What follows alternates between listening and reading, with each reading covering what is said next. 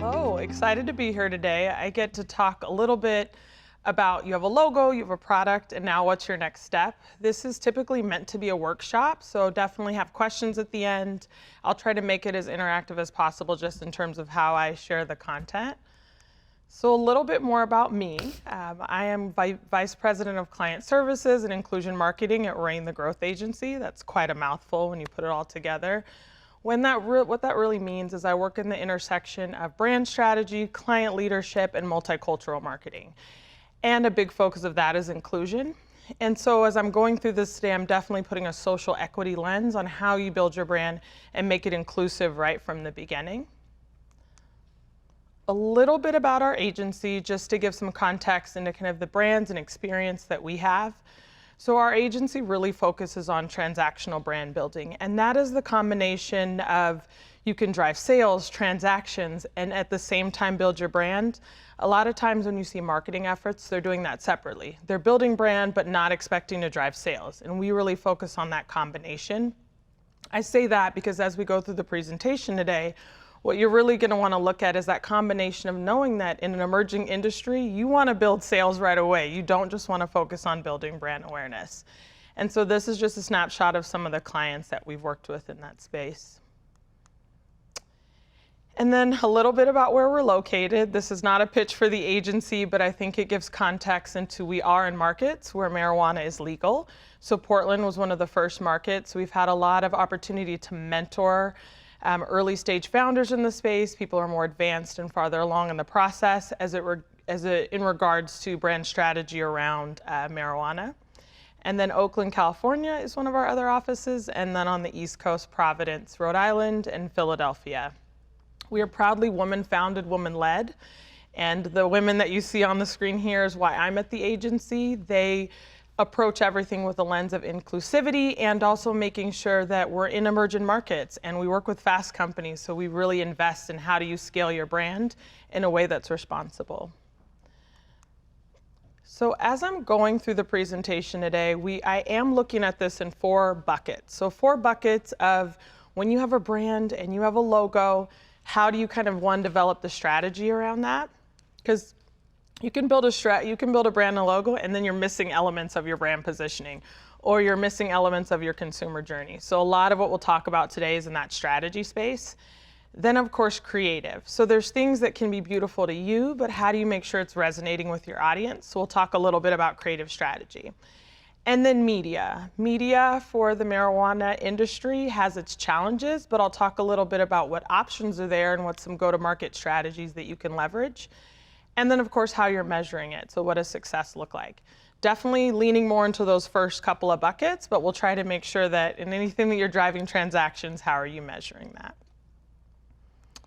All right, so you have a badass logo. You've done all your work. You feel like you see this product and you're holding your baby product and you're like, I'm so excited to get this to launch. This session is really looking at how do you form an inclusive marketing strategy around that? Because just like you have this brand new baby, you've got to see it grow. You've got to see that next level growth. And that's what this is really focused on, is taking that beyond just the packaging and the logo. One thing that I definitely want to take a moment to just everyone to settle with as they're reviewing this presentation is marijuana is an emerging industry. This is something that we still have the chance to really make sure it's built on a foundation of equity and inclusion. Not ignoring the historical context of the impact that it's had on Black and brown people, not ignoring any of those contexts, but as it becomes a legal emerging industry, making sure that we're focusing that on a lens of equity and inclusion. And that's something you can do when you're at the birth of an industry. So as we go through this, you'll see me lean in a lot into that, because each of you have a responsibility and opportunity to really make that a focus as you're building your brand. And then next, what we'll cover. So first is our approach to really a go-to-market strategy and establishing that strategy. The next is discovery and research. This is an interesting industry where it's at because you're limited sometimes on data, and you want to make sure your data isn't just limited to the cannabis industry. There's a lot of alignment if your brand is a wellness brand. There's a lot of alignment if your brand is more of entertainment leisure. There can be wide ranges.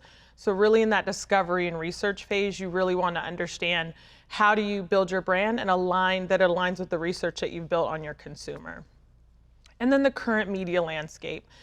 I will touch on the current media landscape, but I will say everything with a giant caveat that it changes every day. Every day there's something new that's legalized that we can do in the media. Every day brands are slowly releasing. When I say brands, Google and Facebook haven't made their shifts in their policy, but there's other media channels that are potentially opening up for marijuana brands.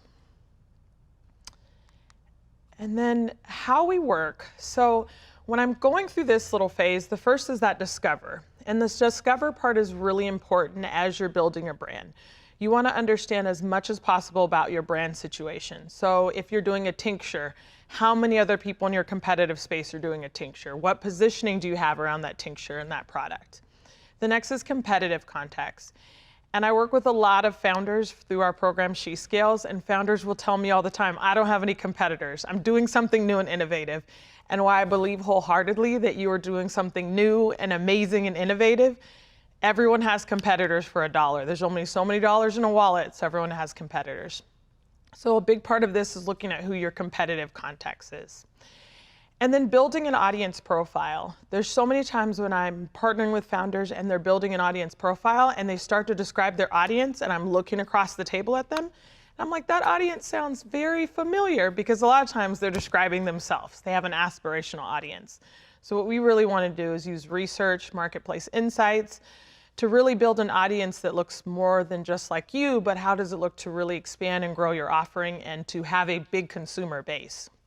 So we'll talk about audience profile. The next piece will be building your customer journey. How does your customer find your product? Thinking about all the different points of interruption you need to make so that they, one, remember your brand name, also know what products and services you offer. All of that is part of your customer journey. The other piece we'll talk about is a brand and messaging platform. I did share some leave behind resources, not sure how that works, but hopefully you're able to kind of download those insights.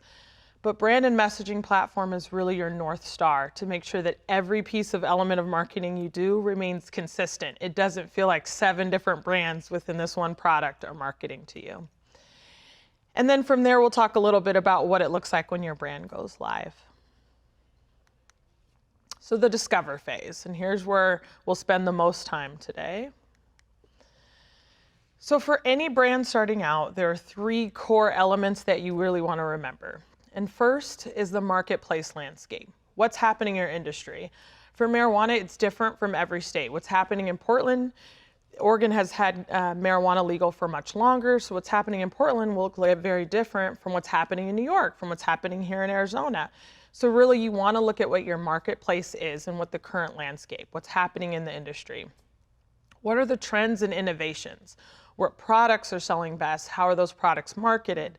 What innovations is coming? Is there packaging innovation? So you really want to look at what trends are shaping the consumer's mindset. Where's the category headed? And this is one that I think is always challenging as you're building a brand, to figure out where the category is headed. Because I think we all know you put so much work into the recipe, the mixture, the offer, the packaging, and then you turn around and you're like, wait, the industry is shifting. So really making sure your category, looking at the pivots that are currently happening in your category is super important. And the next, as I mentioned, is competitive context. So this is where you kind of go through an ego journey. And it's from big brands to small brands, this is really an ego journey. It's who are the key players? Who do I aspire to be? Who do I aspire to be my competitor? And it doesn't always strictly have to be in your exact same industry. For example, if you have a tincture that is leaning in towards pain relief or recovery, are there other methods of recovery that may be competitors for you in your space?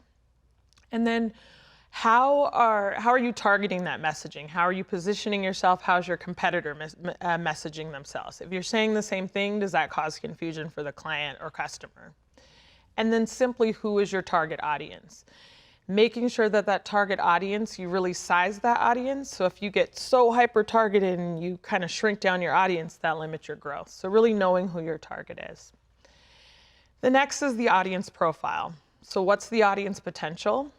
What are their attitudes and behaviors? And attitudes and behaviors we'll dive into, but really beyond just how they feel about marijuana consumption or CBD consumption, but really what's the mindset of this consumer? And then how do you effectively message to them to make sure that you aren't playing into stereotypes, but you are acknowledging their mindset? So it's a lot to navigate, but we'll go through some of the best practices here.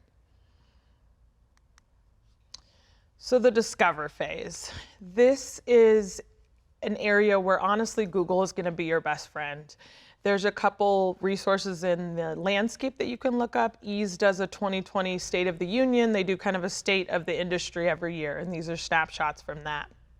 So who is your customer by gender? Who is your customer? What products are they buying by different gender and age groups? What products are selling best? What are sales trends? In an industry that's emerging, you're going to kind of get snapshots from each state. So really the key is to kind of use all those resources to find out the best kind of source of getting data around what the current marketplace landscape looks like.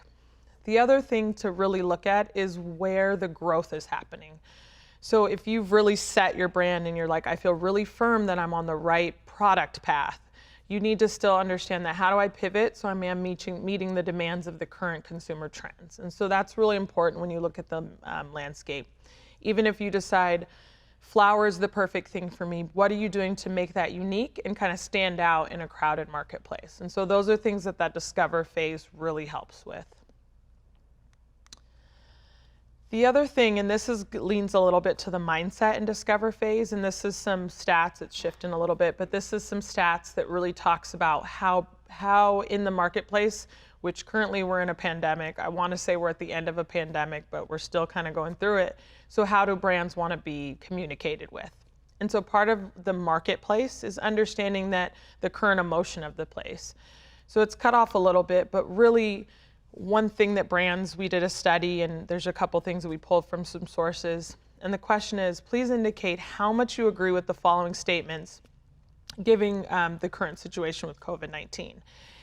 And what a lot of people wanted to see is brands acknowledging that we are in a crisis, but they're being responsible. So they're highlighting it. If you have a dispensary and you're doing some advertising for your dispensary, how are you acknowledging that you are being safe in the current marketplace? So not totally planning your market landscape in a bucket. You're really looking at what's going on in the current environment. Is there a social issue I should respond to? Not every social issue, but is there something I need to acknowledge within my marketing efforts? This is a great example of I pulled back from doing one in the marijuana industry because I think it feels personal to everyone right now. So I really went with a skincare example. But as you're building out your brand, one thing to look at is kind of building out this quadrant, because what you want to see in the marketplace is where all your competitors are and where do you see them positioned. So in this case, we have a skincare brand, and we went with holistic and natural as one vertical, clinical and scientific, daily use, future prevention on this side, and then current treatment. And really, all these different brands are looking at where their positioning is. So for example, Curology, very affordable, they lean a little bit more natural, they're in the daily future prevention regimen kits. Then there's ones that are a little bit more over the counter, like an Aveeno, and they're kind of right closer to that holistic natural. The same thing I think can be said for any industry, kind of building out what your quadrant is, where are your competitors, and then identifying where's the white space. Where's an opportunity that someone isn't communicating in this way? This is an open space for you to own that white space because there's opportunity throughout the whole vertical, but how do you kind of own that white space of it? The other thing I would see is we're seeing a consolidation. In every industry, you do see some consolidation. Things get popular, all these disruptor brands come in, and then you start to see the consolidation. It happens with fitness. It happens in any kind of category. So also understanding and looking at his other markets, so what's happening in newly emerging markets and where are they seeing consolidation, and even doing that exercise about a different market in those brands and seeing what they're saying on social media, what messaging they're using, and kind of building this out. And then that really helps where you should kind of position your brand. The next piece is the discover phase.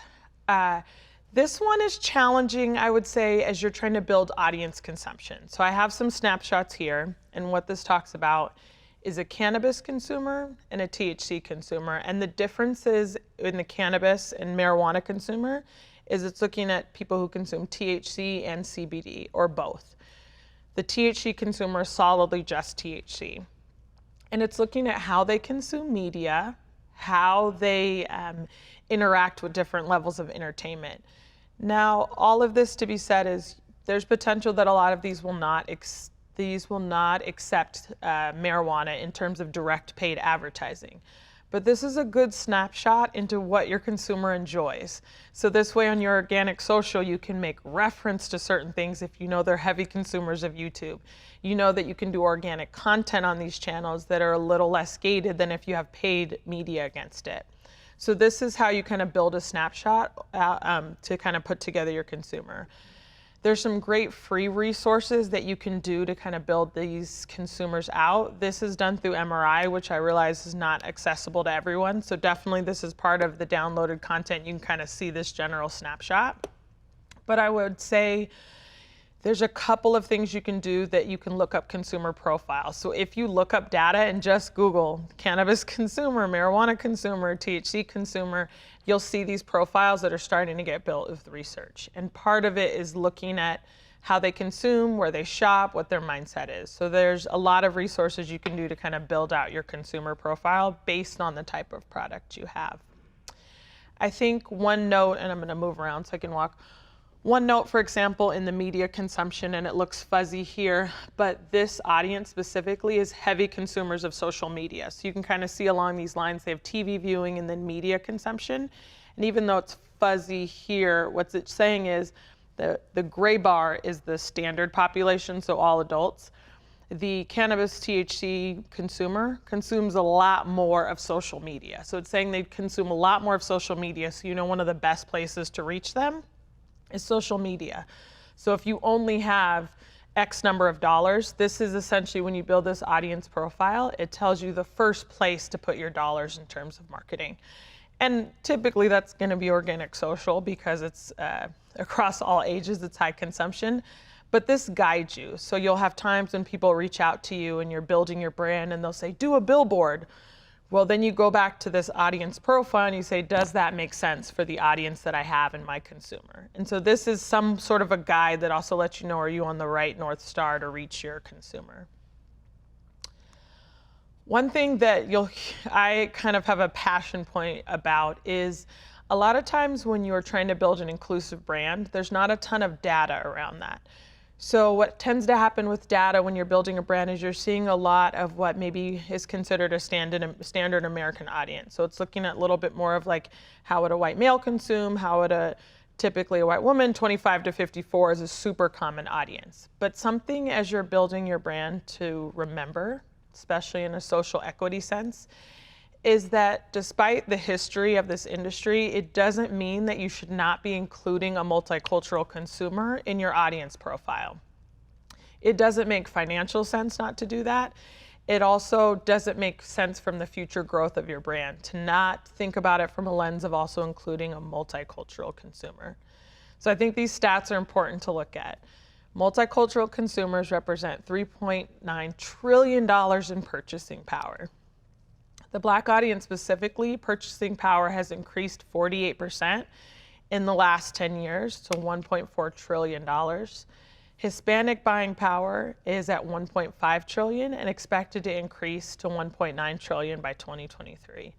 So to ignore this audience not only really takes that social equity and inclusivity out of your brand, but also really is a financial miss as you're kind of building that audience. So ensure that your audience profile that you're building is considering more than just reflective of one identity within the United States. So definitely something to think about as you're building your brand. 44% of the US population is projected to be multicultural by 2030. So as you're building the brand and you're making sure that one, you're creative if you're doing pictures or imagery, that it's very inclusive, but also that the language that you're using is also inclusive and that you're looking at media consumption. across all channels to really how do you build that brand and reach a go-to-market strategy to reach a multicultural audience. There's some great resources that are completely free that you can look up online. Claritas is one of the websites that you can go in and get a full profile of the mindset of a Hispanic consumer. They also have a mindset in each kind of demographic. The other piece I would touch on is Nielsen. They do a completely free study you can go and download that also looks at those segments of the population. Now, it isn't specific to marijuana, but a consumer is still a consumer. So knowing that there's a large 18 plus, 21 plus, they can be legal consumers. Understanding the consumer mindset is important, whether it's highlighted as marijuana or not. So both Nielsen and Claritas offer free downloadable services that can kind of show the full profile of that audience, how they consume media, where they shop, what their passion points, just a good deep dive into that audience. The next thing I would say is the demographic differences. So we're still heavily talking about audience profiling, hoping it's not bouncing around for you too much, but still heavily talking about how you build that audience. And this is really showing the percentage of the population that are within kind of THC only and CBD only users, how the gender breakout is. And of course, you know, we want to be inclusive, and part of that is maybe not sticking to genders, but in data and research, they still kind of have that lens on it. So for example, when you look at THC only use for consumers, you see males have a higher THC only use where females have a little bit lower THC only use, but they're higher CBD only use. When you get to age, this is a big thing to focus on, is age inclusivity. Look how high THC use is for 55 to 64. So I think when we're talking about audience, everyone loves this millennial, Gen Z. I have news for you. This audience pays these people's bills. So it's always great when you kind of are looking at that 55, 64 audience. They're a lot of times closer to retirement. They have freedom of choice. They don't have as much kind of pressures riding on some of their decisions. They're in a good space and they have financial security. So definitely when we talk about inclusivity, that includes age. The other thing I would say is household income. There's a good spread across household income. So it isn't that you have only a low income customer, you really have a good range when it comes to both THC and CBD only. And then the other thing I would say is health and disability and limited activities. This is something to acknowledge again, that you have an industry that potentially provides a solution, a therapy for those consumers. So making sure you're not ignoring that audience population as you're building your brand. So when you look at kind of different levels of how in this data they're categorizing them as having health issues, it's actually higher use, a lot of CBD use is higher, and then not as much as THC use. So when they're saying I genuinely have a health issue, they're looking more in CBD. When it comes to home ownership, you're looking a little bit in terms of CBD, they tend to have higher homeowners, higher uses of CBD. Rent, they have higher uses of THC. This is not trying to build a profile of a certain audience. It's just kind of looking at the data as it's reported in MRI and YouGov and various services. But it does help you build a snapshot of the mindset of your consumer, what they look like, how they engage as you're building a brand. So even in your references in creative, you know that making sure that you have age inclusivity, health inclusivity within your messages can really help as you're developing your brand. Media consumption differences. I say this knowing that it's always a little bit of a salt on the wound when I'm like, oh, look how much TV they consume, and you know that we can't do a ton with THC on TV. But when you see that they're heavy TV watchers, that lets you know that they are on a pulse of social conversations, that they're in the pulse of pop culture. So then you can leverage pop culture references in your marketing and your media strategies. It was a key way to reach this audience. CBD users are heavier on audio and radio, and actually radio is one of the places that will allow CBD in many places. So this could be an option if you have a CBD only brand of reaching that consumer. When you see podcasts, online magazines, you can kind of see the difference in terms of consumption rate versus THC and CBD only. And this just gives a good context based on where your brand is positioned. So I know we have a lot that are CBD only, and then we have a lot that are THC. So looking at the different mindsets, I think, really help as you're building out your brand. All right, so now we're going into the shape phase. And the shape phase is really where we see all of this data that we poured into this come to life. So I know we kind of talked about audience profiling, the market landscape, how you build together kind of the media consumption. This really goes into, so why does that all matter? And that's that next phase of it. So with all of that information that you have, and you've kind of built a really strong profile of your audience, the ultimate goal is to drive consistent and integrated messaging across media channels and customer touch points. And for brands, for big brands, you see this consistently. Like Coca-Cola sticks to a message. You don't ever see a Coca-Cola ad and you're like, was that Coca-Cola? Like, you know, because they've really built consistent and integrated messaging, whether you saw it on TV, whether you saw it on social media. Nike, you know it's Nike when you see the ad. They've built a consistent messaging. They have an integrated strategy. Even with the athletes, their athletes use the same messaging and strategy because they have a brand platform that's consistent across the brand. And so I think in an emerging industry like marijuana, you don't see that as much. You see, I have an idea, I have an idea, I have an idea.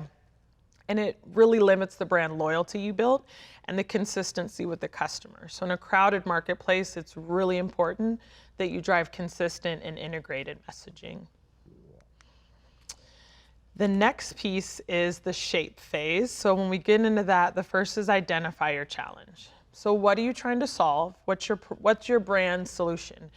And I'm not saying lean into claims. We all know claims are something that you got to be careful of, but what is your brand trying to solve or overcome?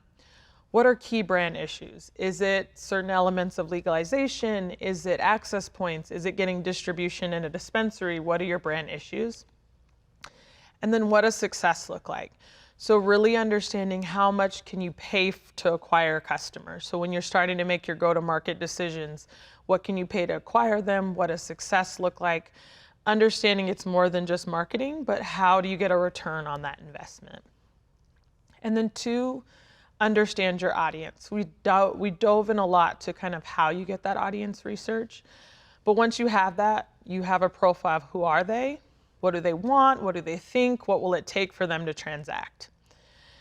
The next is crafting your message platform. So what are the key benefits of your product? And those are things that should be relatable. It can't be so deep into the industry of marijuana that you go in and you don't even know how to decipher that, but customer facing, what are your key product benefits? What are your reasons to believe? So what is proving you're telling the truth? Is it organic? Is it high quality sourced products? All of those things that say, what are your reasons to believe? And then why should the audience buy? Knowing that you want to stand out in a crowd, are you part of the reason, the founder part of the reason that they should buy? What is the unique thing that makes your product stand out? And then all of that really informs your media strategy. And what does a purchase funnel look like? Part of that purchase funnel is the journey and how they find your product. Are there any seasonal trends? I remember the first time I started learning about marijuana seasonal trends, and I'm like, who knew Thanksgiving was a killer holiday? Makes sense, but I didn't know that at the time. So what are your seasonal trends?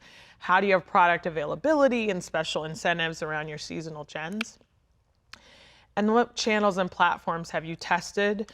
We'll get into this because there's limited access to certain channels and platforms. So this is part of the strategic workshop. And ultimately, the goal of all of this information is to really have 2 key outputs. The first is that brand and messaging platform, and the next leads into the media strategy platform. So for the brand and messaging platform, you want to have a rational and emotional insights into how the target category thinks and behaves relative to your brand and category. So I'll give like a personal example. I'm a mom of 4 children. I have a VP title. I'm busy. I got a husband. I got all these commitments. So to me, whenever I see marketing that talks about peace or relief or quiet, or the same marketing that they do with wine moms tends to be the same marketing that results to me, because I'm like, oh, I just want 2 minutes of peace. So is that your target audience insights? Is that how do you provide a moment of relief? How do you provide a moment of sanity? You work hard, reward yourself. It's like, what is your target audience insights? What is your ownable selling proposition? So sometimes your ownable selling proposition can be something like, my brand is the purest form of this and it's organic, or my brand is innovative in the space, or what is your ownable selling proposition that makes you unique? The other thing is key messages. So you really want to have 4 key messages for your brand. And then you want to have reasons to believe in your messaging. So for example, if we talk about Peloton, one of their key messages is really you're part of a community. So if you talk about part of your community, what are your reasons to believe? Well, once you buy into their subscription, their reason to believe is you're open to a network like an exclusive club, or you have access to Facebook groups that allow you to interact with this special, you become part of this special community. You have access to one-on-one trainers, whatever it may be, but that becomes their key message. So even with your brand, you want to make sure you have key messages for each of kind of 4 key messages that really spread across your brand, and you're sticking to that. So if you have a social media post, does it align to these 4 key messages? It doesn't have to be all 4 into one, but are you acknowledging those 4 key messages? And then also building a brand foundation. So your brand essence, this is the heart and the soul of the brand. This is that emotional part that plays into the target's life. So is the emotional part, as I gave the earlier reference, relaxation, rejuvenation, kind of what is your brand essence? And then what is your brand promise? And that's really a benefit that makes me want to use the service. So what is your special, unique brand promise? And then what is your brand personality? Is it lively, fun, bold? Is your brand personality laid back and aligned with music? You really want to have that brand personality, because when you hand off your brand to someone to either help you execute, you need them to say, hey, this is my brand personality. We want to stick to this. We don't want to do something that ever feels off brand for our brand. The next piece is going into that media strategy platform. And so on the media strategy piece, it's what are your objectives? And there will be times where your objective is, I just need more people to know what my brand is so I can sell more. So you have your media objectives. How is the media going to help achieve marketing goals? So sometimes your media objectives may align with the dispensary's objectives. And you're like, hey, they're trying to grow X, and that's also my media directive, so I'm trying to get more foot traffic into their store. And then what is your media strategy?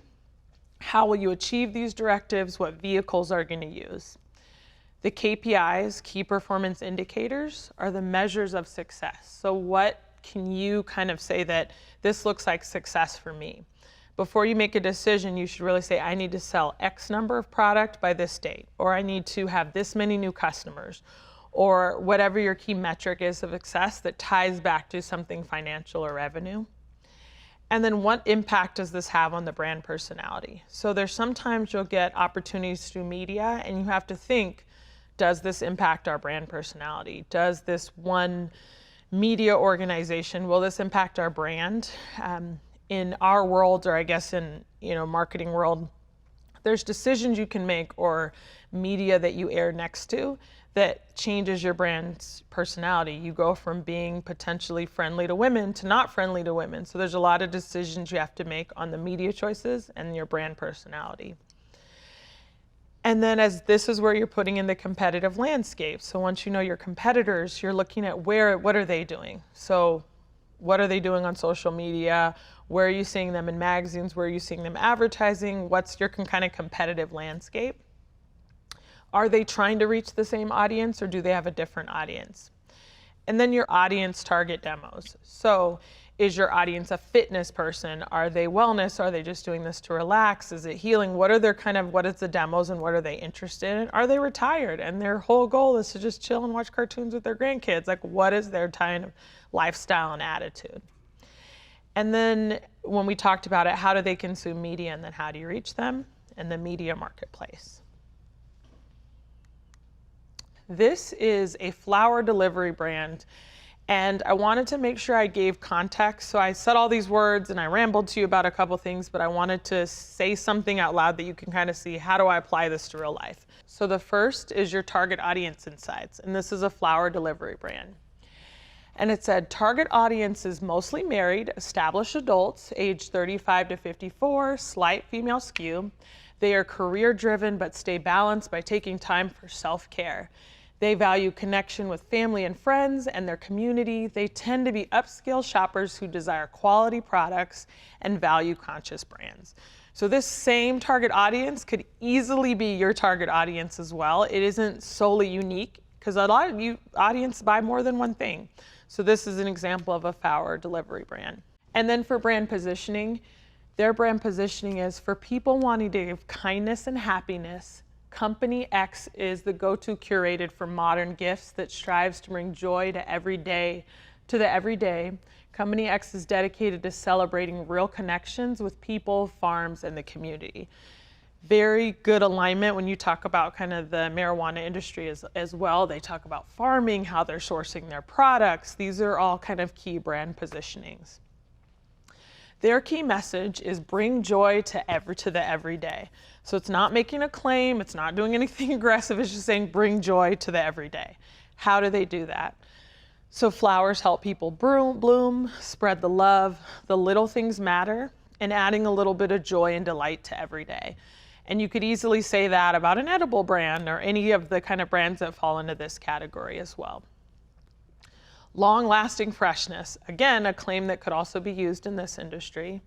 Direct from the farms, transparent sourcing, say bye to the middleman, say yes to longer lasting flowers. Just pick florals arrive in a bud, so they're bloom ready, eco-friendly, sustainable farming practices. So these are all the reasons to believe in their claim of long-lasting freshness. And then the next piece is effortlessly styled. So unique stems and recipes crafted with thought and care, casual elegance, and modern design.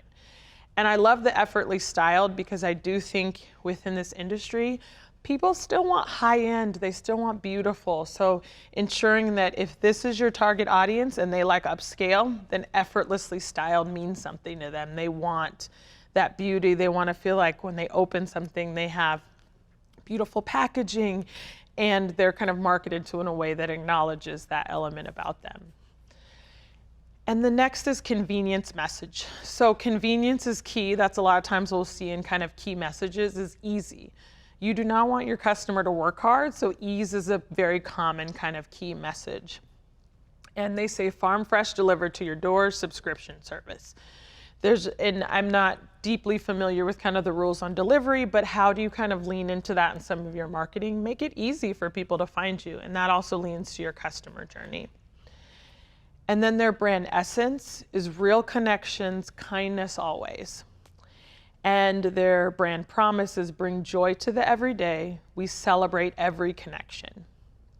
Their brand personality I love is witty, clever, bold, straightforward, honest, welcoming, thoughtful, curious, in the know.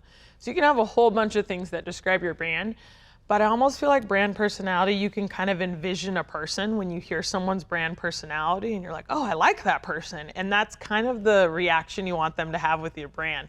Like when it's a matchmaking effort. You're like, oh, I like that. Something feels good about that brand. That feels like me. And so that's part of what you're doing with that brand personality. And I hope that gives a good context of kind of all the slides before. This is what you're kind of boiling down to a little bit there. The next thing I would say with all of this is sometimes in your mind when you're building out that brand profile, you imagine something, someone, a person, and you kind of put them in mind.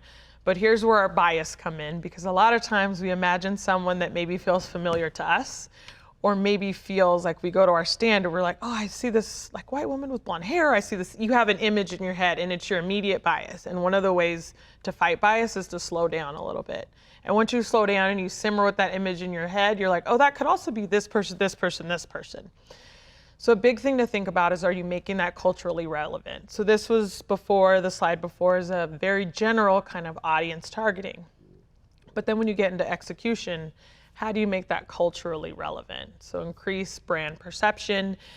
When you make it culturally relevant, and interesting things happen. So there's been some studies done that are really cool that when you have diversity within your creative, people aspire to people who look different than them. They actually when you see someone who just like looks just like you, you're like, I got that. She's doing it, I can do it. But there's something different when someone looks a little different than you, or it's culturally relevant that it stops, you're interested, it increases brand perception. And so this stat I thought was really important to share because culturally relevant ads have up to 3x increased in brand perception, ad effectiveness, and intent to purchase scores. Something to think about as you're building your brand. But culturally relevant does not mean leaning into painful stereotypes. So I definitely want to nod to that there's ways you can be culturally relevant in a way that is truly relevant to the culture and not potentially a stereotype.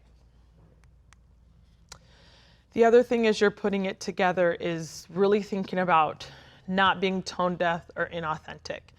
So you really, when you're kind of building it, it's hard. I'm not saying it's easy to be like, make sure I'm doing this right. They're trying to demean or kind of disqualify the consumer, and they're acknowledging the social moment we're in. That's when they feel like they have more alignment with that brand. So something to think about as you're building it. And then the next is consumers are looking for brands to take situations seriously and use reliable and reassuring messaging. This does not mean you have to make a bold statement about an issue, but they are looking for brands not to make light of what may be a painful social issue. So tone, humor is great, but you also have to make sure humor does not come at the expense of another group. So I think that's important as you're building your brand, as you kind of have your brand strategy in place, that you're making sure that tone stays authentic, but also kind and kind of aware of the current environment. But that all being said, consumers are open to lighthearted messaging. There's lighthearted and then there's humor at someone else's expense, which feels a little bit more like bullying, but lighthearted is great. It's like 60% of customers said it's okay to be lighthearted and humorous in your brand, and especially if you do your brand profile and you know who your audience is and you know they're heavy consumers of certain media and they're like, oh, they think this, they get a Big Bang Theory joke, they get a this. Like, you start to know what's appropriate to kind of make pop culture reference jokes as well. We like joy. Consumers like joy. There's a reason why when you're watching your TV, commercials come on and they're loud and they're making noises and they're doing all these things. And when you have your social media audio on, it's loud and it's music. There's a reason why TikTok is so successful right now. Customers like bright, upbeat music, visuals. Our appetite for media consumption, our appetite for creative consumption has gotten so immense that things that make us stop and smile are a big way to get attention from your consumer. And so this kind of, I think within your organic social, and I should probably give context to what I mean by organic social. So paid social is anything where you're kind of paying into the platform. I would be surprised if any marijuana brands are doing that right now. You typically can't get very far with that. So I'm guessing that isn't a thing. Organic is just free. So you're just things you're posting on your social media feed and pieces like that. So I should probably give that context. So it's okay to be funny. It's okay to be funny, but remembering my audience is an upscale audience that is women, 25, 54, whatever it may be. What would be funny to them in an upscale way? And so you kind of combine what you know as your brand and messaging to align with what humor should look like.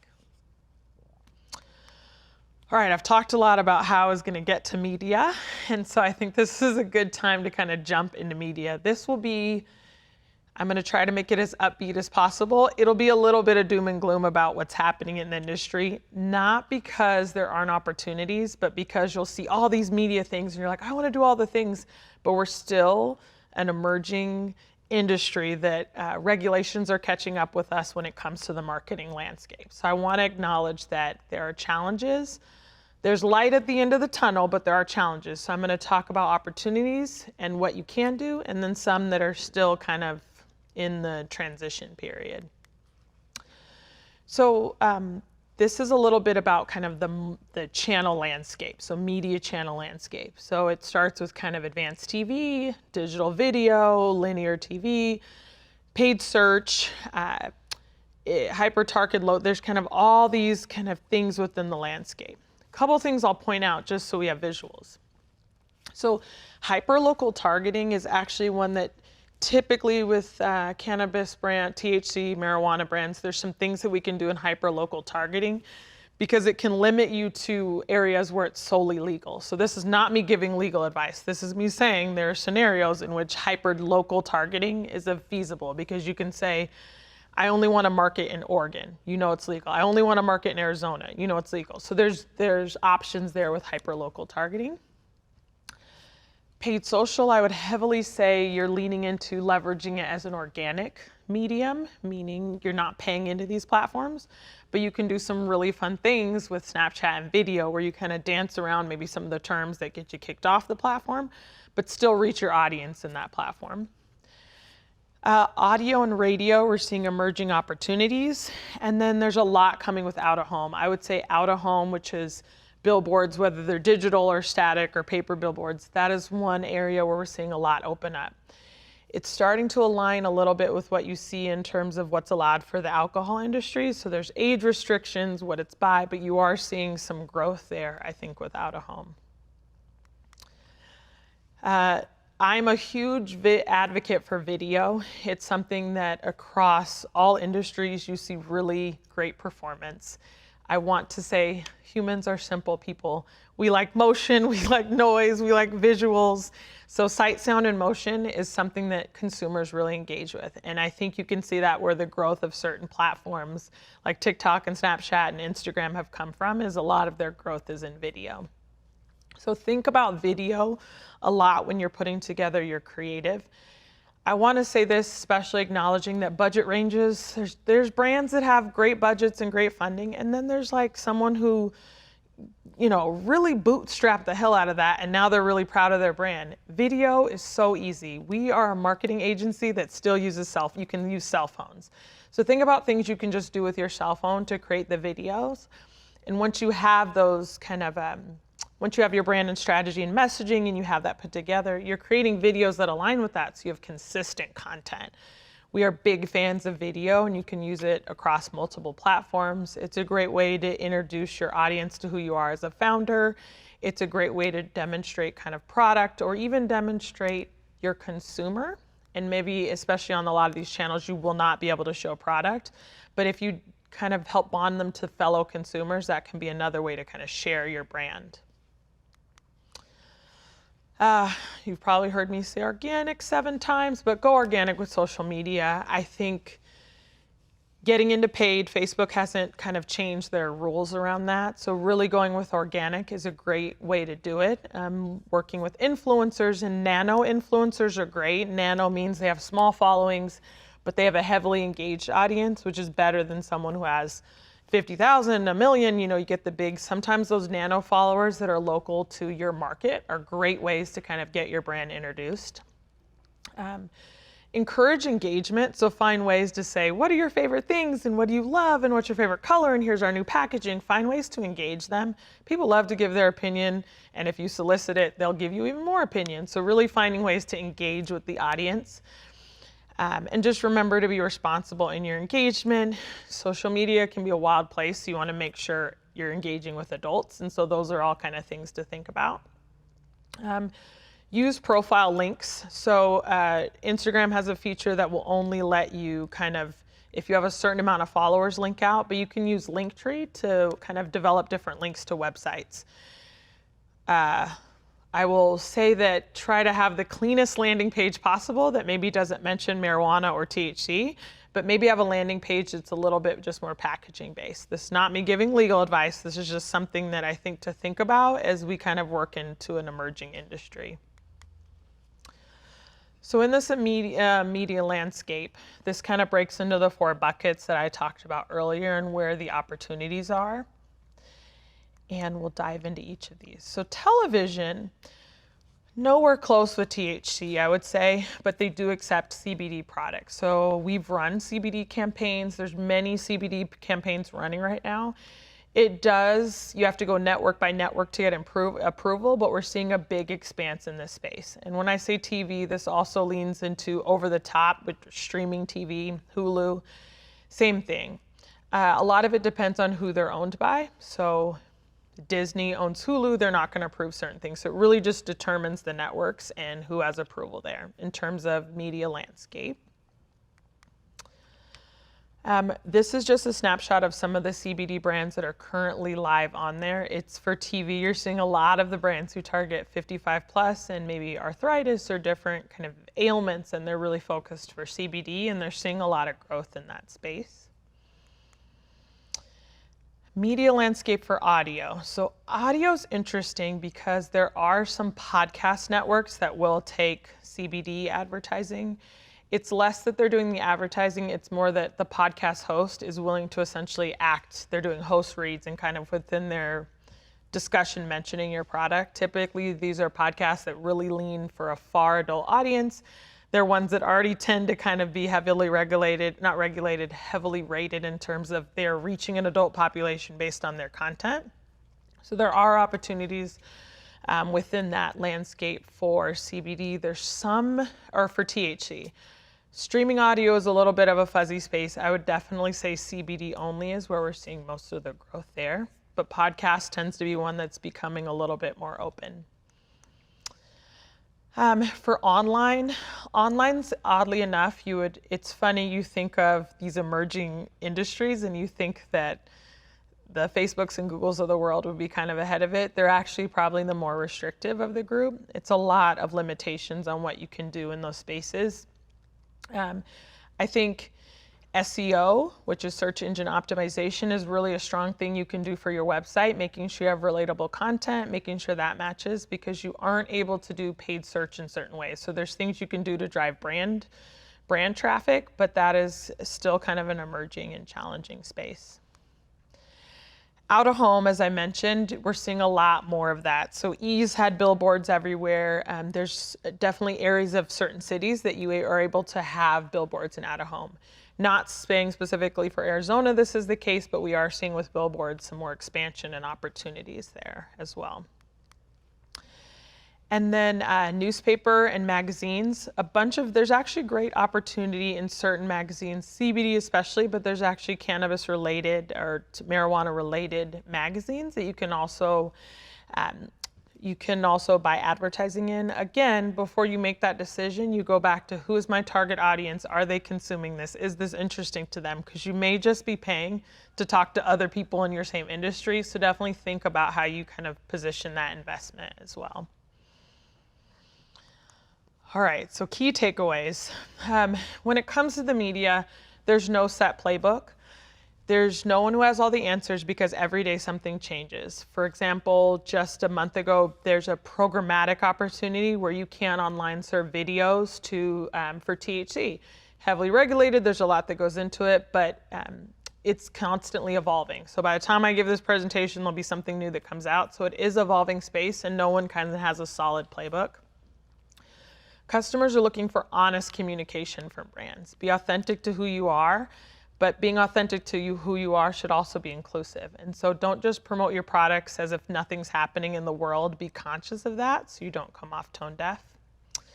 I would say leverage inclusive, optimistic, and authentic messaging. Make sure that messaging sits well with you, that you know that, okay, this ties back to our brand and product and our brand and messaging strategy. Be relevant and relatable. Part of our purchase decision is we see ourselves with that purchase. And so you want to be relevant and relatable. And it's okay to sell. Selling is not a bad word. So selling, pushing price, it's not a bad thing to sell. So in your advertisements and conversation, make sure that you're still selling your product and you know the benefits of your product. Leverage organic social media. Harness the power of video. Don't be afraid if you're a founder and you're looking for funding or like to talk LinkedIn. You can do video on LinkedIn. Just think about the wider expanse of who your audience is. Media opportunities are expanding for CBD, but THC, we're still emerging and we're going to get there, but largely that's due to federal regulations. And then I think the fastest growing are going to be digital, print, and audio for THC. So much talking I just did, 55 minutes of talking. So hopefully now we can go to questions.